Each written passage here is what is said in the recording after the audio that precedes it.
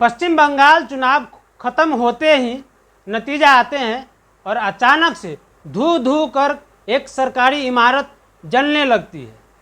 आप कहेंगे अरे भाई आग ही तो लगी है, शॉर्ट सर्किट हो गया होगा। लेकिन रुकिए जनाब, इस आग में सिर्फ दीवारें नहीं जली है, इस आग में लोकतंत्र का सबसे बड़ा गवाह जलकर राख हो गया है।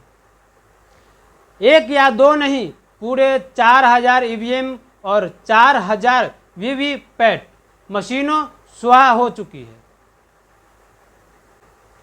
अब मेरा सीधा सवाल इस देश की जनता से भी है और उस सरकार से भी है जो सुरक्षा के बड़े बड़े दावे करती है।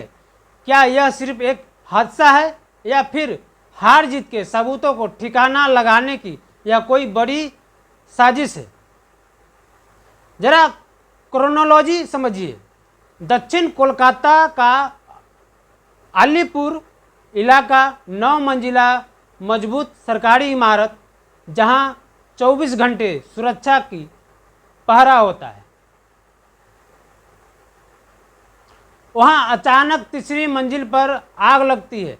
सरकार के ही मंत्री कहते हैं कि आग तीसरी मंजिल पर लगी है, लेकिन चौथी, पांचवी, छठी मंजिल को छोड़कर सीधे 7वीं, 8वीं और 9वीं मंजिल पर पहुंच चुकी है, जहां ये 4000 ईवीएम मशीन तिजोरी की तरह बंद रखी थी। आग भी कितनी समझदार है ना, उसे पता था कि उस बाकी सरकारी फाइलों को नहीं छूना है, उसे सीधे जाकर उन ईवीएम मशीनों को जलाना है जिन पर विपक्ष लगातार सवाल उठा रहा था।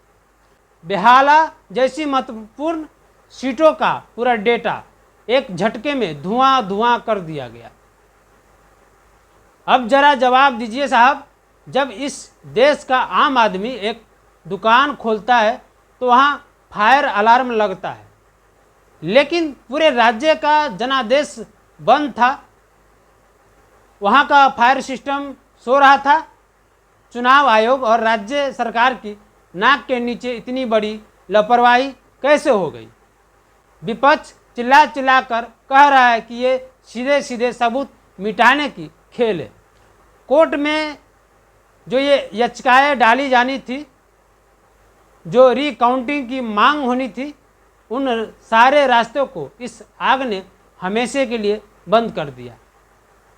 सरकार की तरफ से ये बयान आता है कि जांच के लिए एसआईटी बना दी गई है। साहब, एसआईटी का लॉलीपॉप जनता को कब तक थमाएंगे? जब सब कुछ जलकर कोयला हो गया हो तो अब एसआईटी वहाँ राख की जांच करेगी? बात सिर्फ मशीनों को जलने की नहीं है, बात इस देश के मतदाता के भरोसे का जलने की है। अगर सरकार और सिस्टम उन मशीनों को सुरक्षित नहीं रख सकते हैं जिनमें जनता को वोट बंद है, तो फिर इस चुनावी ढोंग का मतलब क्या रह जाता? पश्चिम बंगाल की सरकार और प्रशासन को इसका जवाब देना ही होगा।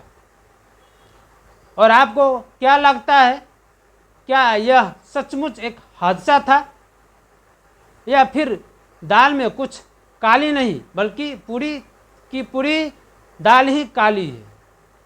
अपनी राय कमेंट बॉक्स में ज़रूर दीजिए।